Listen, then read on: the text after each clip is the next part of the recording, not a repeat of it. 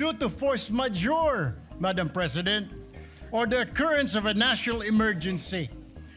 I guess, Madam President, this justifiable reason, what is that?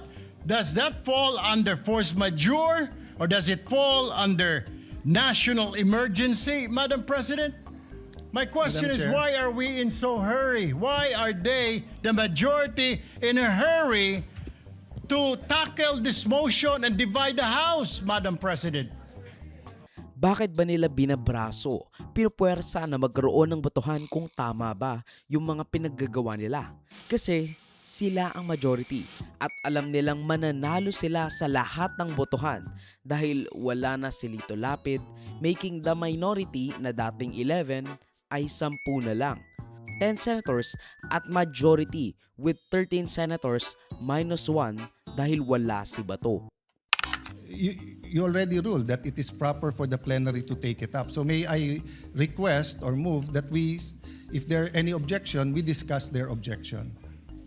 Then, Madam Chair, if there's an objection, may I move that we divide the House? Objection. But how do we determine objections in this Senate? We vote. So if there is an objection, they have already explained their position. We have explained our position. I move that we divide the House, Madam Chair. In this democratic institution, when we disagree, we vote.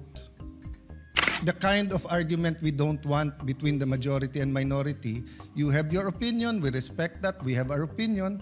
So how do we resolve that? By voting. Now, if you think we violated the rule, then go to court. But we do not think that we violated the rule. It is very clear. So my point of order, Madam Chair, they're out of order by insisting that there's another rule except for 136. So I move that we vote on it, Madam Chair. We divide the House. Objection. Objection. If there's an objection, then we vote. So may we proceed with the vote, Madam President?